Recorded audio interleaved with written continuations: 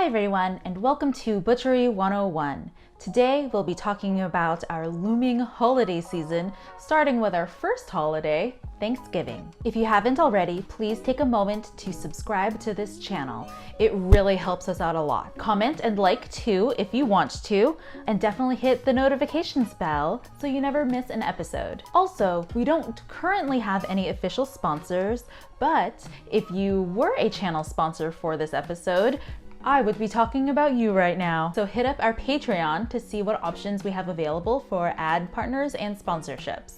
Obviously, the great disruption of 2020 means most of us will be having unconventional holiday dinners this year. At worst, there will be empty chairs at certain tables, and for those who have lost someone this year, please know that you have my deepest condolences. And even as we adapt to our new circumstances, many of the same questions and issues are sure to arise, especially when considering the meat portion of the meal. So here in part 1 of our Thanksgiving series are a few ways to guarantee a delicious meal no matter what year we're celebrating. Number 1, plan ahead. Holidays are notorious for being extremely stressful for hosts, and with the exception of this year, you're often faced with a larger party of guests to cook for and entertain, and often the traditional holiday dishes you want to make are only around for the holidays, and so you don't always get to practice them much ahead of time. We even saw recently the effects of panic shopping, empty grocery shelves and super long lines at the grocery store over the course of this pandemic, and it'll only be made worse by last-minute holiday shopping. But take it from someone who has catered many a large meal, either through my time cooking in restaurants or times I hosted my extended family's Thanksgiving meals.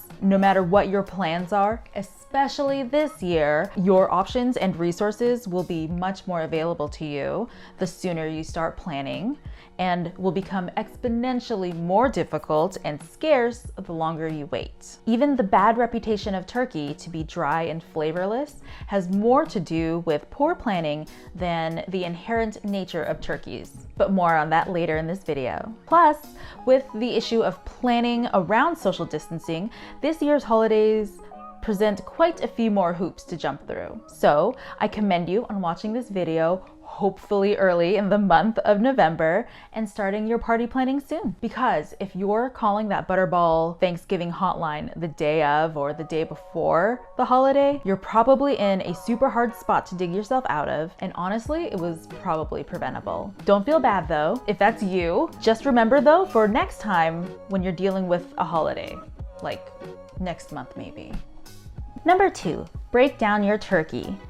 Butchering turkey can seem intimidating, and I know we all want that show-stopping centerpiece, the big whole roasted turkey that's golden brown and delicious for our holiday table. That Norman Rockwell painting sure did a number on our collective idea of holidays. But unfortunately, that cooking method doesn't really yield the most delicious eating experience for ourselves or our guests. Breast meat, which is white, and leg meat, which is dark, are physiologically different as they perform very different functions for the animal when it's alive.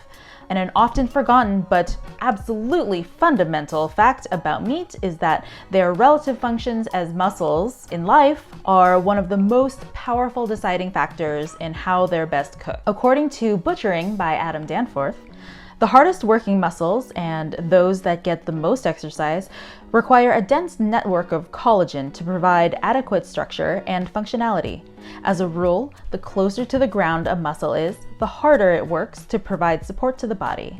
This is illustrated in the copious amounts of collagen found in meat from lower limbs of animals, including shanks, ham hocks, and chicken drumsticks. In this case, we're talking about chicken breasts versus legs. The vast difference in collagen and fat content between the two types of meat mean both require very different treatment to optimize the experience of eating them. So it's quite unfair to expect both parts of this bird to be delicious when cooked all together. It's like expecting a fish to fly or a turtle to run or some other actually widely held concept of poor expectations.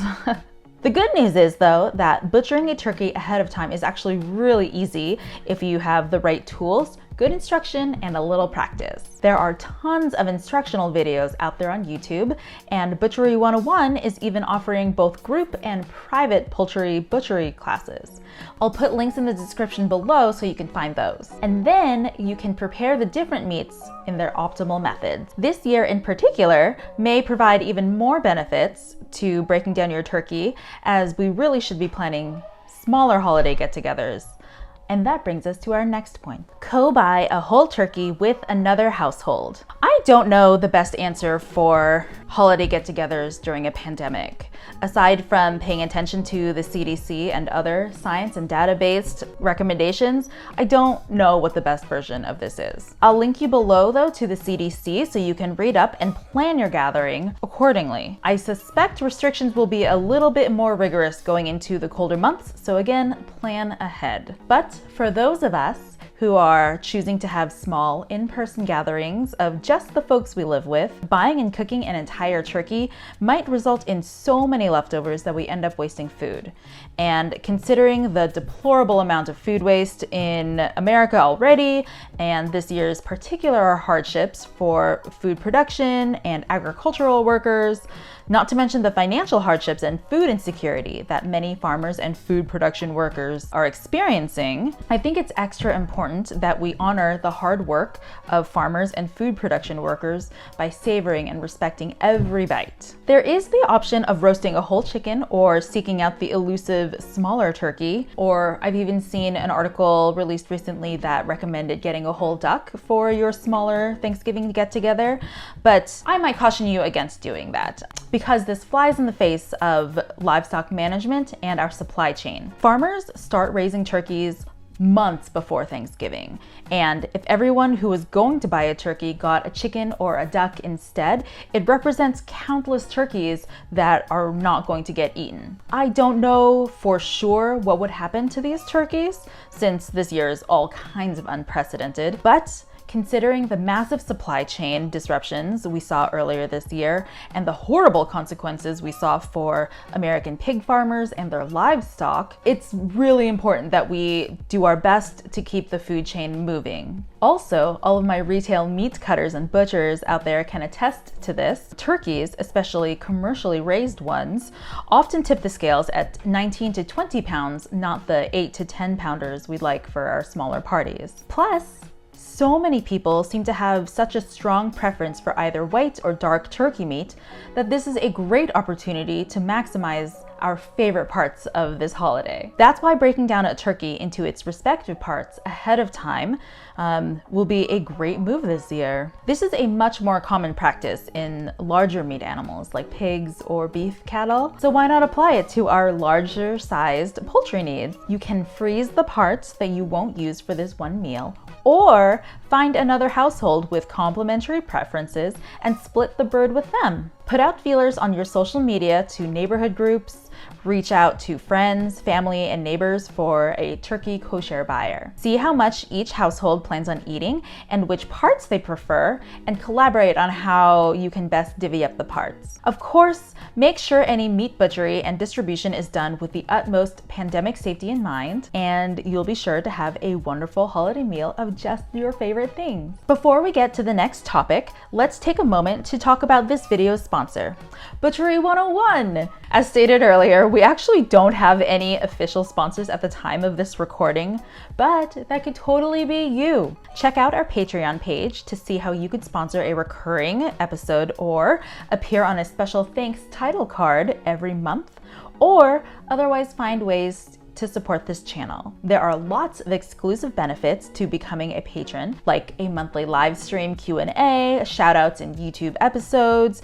and even monthly one-on-one consultations to help you maximize your own meaty projects. Please find the link to Patreon in the description below or on my website, butchery101.com. Also, if after watching this video you want a little more Thanksgiving guidance, Butchery 101 is offering 1-hour holiday video consultations and Whole Chicken Butchery Classes in both group and private online settings. Please see our talk page to sign up, also linked in the description below. Okay, now back to the show. Number 4, utilize a brine. Here's where we revisit the issue of turkey's bad reputation for dryness. As stated earlier, breast and leg meat are different on many levels, down to their protein structure, and cooking them together almost guarantees that one or both won't be very good. But whether or not you decide to break down your turkey, utilizing a brine is the secret to excellent restaurant quality results at home. Brining refers to soaking meat in a salt solution before cooking, although most recipes do include sugar and other flavorings to better complement your specific type of meat. For example, pastrami and mini ham recipes call for black pepper or juniper, respectively, to enhance beef and pork flavors. The salt solution seasons and tenderizes the meat via osmosis and altering the shape of the meat's proteins. This yields meat that is seasoned all the way through and provides a bit of overcooking insurance because brined meat proteins are better suited to hold moisture during and after cooking than their non-brined counterparts. According to Charcuterie by Michael Ruhlman, salt allows the protein molecules to expand to connect more loosely and thus contain more water within each cell. Salt makes each cell, in essence, plump up. Personally, I have yet to find a brine recipe that I didn't like, but I have found that the biggest challenges lie in finding proper hardware, timing, and storage space. That's that planning ahead part again. Brines are most effective when the meat is submerged. This is an easy task when doing just a couple portions, but even brining a whole chicken is a challenge because your average home kitchen's hardware doesn't really accommodate that. I really like brining in plastic bags because it keeps the brine right around the meat itself. You still need to put it in a shallow pan or plate with a rim to prevent leaks and spills, but it's still easier to come by than a Cambro or a Lexan that's an appropriate size for a turkey. Plus, as soon as the brine touches your meat, it's now contaminated with that meat's bacteria.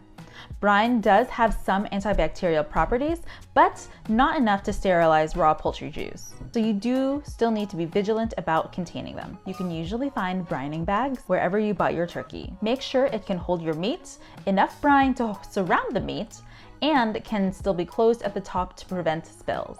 Timing is crucial to proper brining and meat cookery in general. Ideally, your turkey will be thawed completely before putting it into the brine. But the coolers at grocery stores often keep birds so cold they're nearly frozen when you put them into your cart. And pretty much every farmer at the farmer's market has to freeze their product. Side note about freezing meats, freezing doesn't necessarily lower the quality of the meat or your eating experience. But there are best practices for freezing and thawing that can maintain the utmost meat quality, but we can get more into that in a later episode. So let's quickly reverse engineer a likely scenario. Let's say you want to cook your turkey on Thanksgiving Day. Ideally, your turkey would be chilled out of the brine and uncovered for about a day or so. Depending on the size of your turkey, you need to have it in brine for up to 2 days.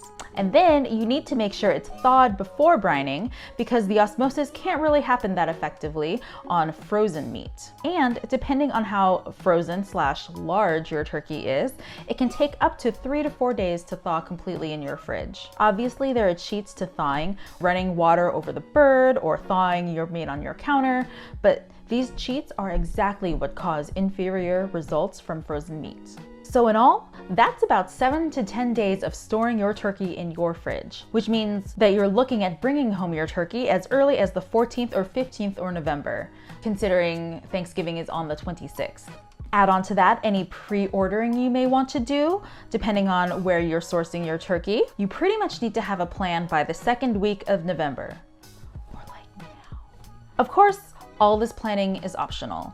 You could certainly buy your turkey on the day before Thanksgiving, quick thawed under running water, and roast it immediately. Hope to catch it right when the breast and the legs are simultaneously perfectly done. But again, this route kind of guarantees that you'll end up with the aforementioned dry and undelicious turkey. Save yourself and your family from dry turkey and plan ahead. Finding storage space in your freezer is also going to take a little bit of elbow grease, especially since ideally you want to acquire your Thanksgiving stuff sooner than later. You'll have to prioritize your daily food needs, so that's up to you and your family and your household, but here are a few basic food storage tips that can prevent any cross-contamination issues. Make sure to store your raw meats, especially turkey and poultry, at the bottom of your fridge. That will prevent any spills or leaks from touching the rest of your food. Spilling pickle juice all over your salad greens is a hassle for sure, but doesn't result in possible salmonella all over your kitchen like the turkey juice will. When I lived in an apartment, our fridge had one of those produce or crisper drawers at the very bottom. Actually, there were two of them at the very bottom of the fridge. So we started using those for our raw meat, even sometimes brining the meats directly in the drawer. This change does involve finding new homes for your produce and other refrigerated goods, but preventing cross-contamination during storage is huge for preventing foodborne illness. To me, sanitation is a true mark of a considerate and excellent chef. A delicious meal might be wonderful in the moment, but really shouldn't count for Michelin stars if you end up getting sick from the meal afterwards. Finally, I wanted to talk about our food choices in the context of 2020. I think 2020 as a whole has shown us that we don't just have to do things because that's the way they've always been done. Like, yes, traditions, but question why? Is it a sacred family tradition, or is it just a company's marketing scheme? And if it is a genuine family tradition, is it something that can be hurtful or problematic in some way? Does it need to be that way, or can we forge ahead with new, inclusive, and globally minded traditions? And by the same token, I see 2020 as an opportunity to Marie Kondo our traditions. Don't like white meat? Buy the turkey with another household that does and let them have it while you enjoy your super flavorful dark meat. Our food choices have much broader and wider reaching effects than we often think. And so in terms of community, please consider supporting your local small food business rather than your big box store chain. And yes, that does require planning ahead. But again, the holiday season is major for food businesses. Spend a little time researching the management and ownership of your favorite restaurant. Get to know the people behind your food and see if that inspires you to give them your business or not. No matter where you shop, this is a great time to look into the food industry as a whole and examine whether or not it's the kind of system you want to be investing in and perpetuating. That's it for the very first episode of Butchery 101. Thank you so much for joining me today. Make sure to subscribe, like, and comment if you feel like it, and then hit that notifications bell. Mask up and have a great week. Bye.